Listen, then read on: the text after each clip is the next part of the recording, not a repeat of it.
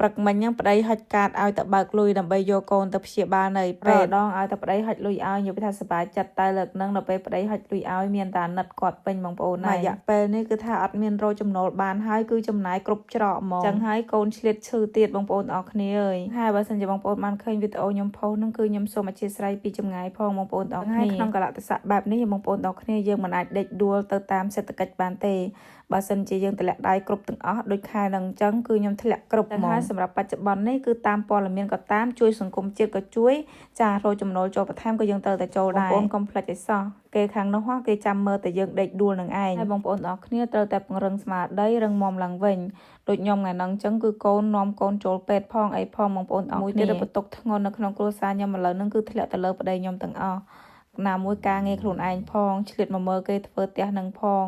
ហើយតែឆ្លៀតពេលតនេមកជួយរៀបចំប្រពន្ធនេះផងហើយបងអូនកូនខ្ញុំគេឃើញយន្តហោះជិះកាត់គេហ្នឹងគឺគេសប្បាយចិត្តខ្លាំងមែនតើបែរជាអារម្មណ៍ខ្ញុំជាម្ដាយនេះនៅពេលដែលឃើញអញ្ចឹងគឺមានអារម្មណ៍ថាក្តុកក្តួលមែនតើប្រទេសរបស់គេសន្តិភាពគេឃើញយន្តហោះគេនាំគ្នាសប្បាយចិត្តហើយដល់ពេលប្រទេសយើងនេះគ្រាន់ឃើញយន្តហោះឃើញដ្រូននាំគ្នាពិបាកចិត្តនាំគ្នា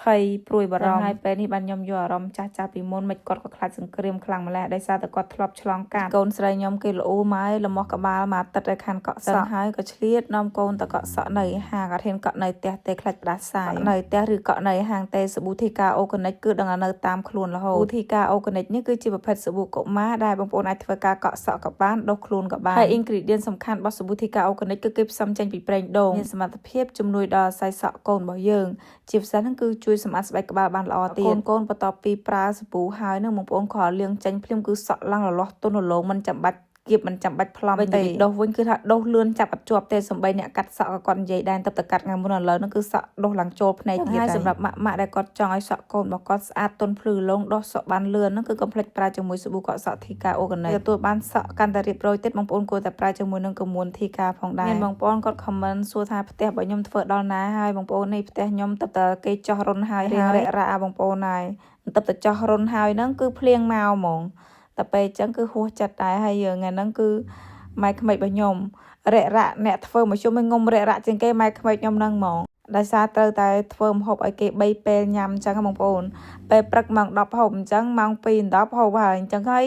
ម៉ោង3ហូបម្សាទៀតរឿងធ្វើការមកជុំឲ្យងុំក៏ថា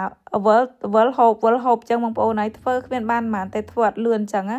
នៅនេះគ្រឿងសម្ភារៈអីគឺធូរថ្លៃតែថ្លៃជាងគេគឺជាងនឹងតែម្ដងគឺថ្លៃលើពលកម្មបងប្អូនទាំងអស់គ្នាឥឡូវនេះគឺយាយចាប់ផ្ដើមធ្វើម្ហូបពេលងាយទៀតហើយនេះពេលងាយគឺម្ហូបគាត់ធ្វើរៀងងាយទេមានមីមានអីចឹងទៅបើម្ហូបពេលថ្ងៃ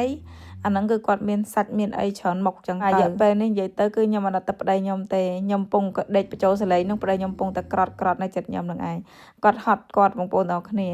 ហើយនិយាយពីសក់លាបហើយគឺដុសបងប្អូនឡើងស្កើពេញក្បាលមើលតែគាត់នឹងលក្ខណៈថាគាត់រៀងមានសម្ពាធចឹងណាដោយសារតែត្រូវការលុយធ្វើផ្ទះធ្វើអីនឹងផងហើយម្យ៉ាងទៀតជួបរឿងច្រើនមកនិយាយទៅខែ12នេះគឺប្រដាក់គ្នាហ្មងបងប្អូនទាំងអស់គ្នាថាអីតែគាត់ខ្ញុំក៏មានអារម្មណ៍អញ្ចឹងដែរតែធ្វើមិនបងប្អូនគឺចូលស្ទឹងតាមបត់ចូលស្រុកតាមប្រទេសហើយមានតែអញ្ចឹងហើយនេះម្ហូបគឺម្ហូបសល់ពីថ្ងៃបងប្អូនទាំងគ្នាពេលល្ងាចហ្នឹងគឺយើងអត់មានធ្វើម្ហូបអីទៀតទេដោយសារខ្លាចហូបអត់អស់អញ្ចឹងសម្រាប់វីដេអូរបស់ខ្ញុំឥឡូវហ្នឹងគឺខ្ញុំព្យាយាមកាត់បន្ថយរៀងតិចជាងកាលពីមុនបងប្អូនទាំងគ្នាព្រោះទី1អត់ចង់រំខានបងប្អូនមើលវីដេអូរបស់ខ្ញុំវែងទី2ហ្នឹងគឺចង់ឲ្យបងប្អូនទាំងគ្នាមានពេលនៅក្នុងការតាមដានព័ត៌មានអីផ្សេងទៀតចឹងវីដេអូដែលបងប្អូនចាំលេខហ្នឹងក៏មានតែប៉ុណ្្នឹងដែរចាំជួបគ្នានៅវីដេអូថ្ងៃស្អែកទៀត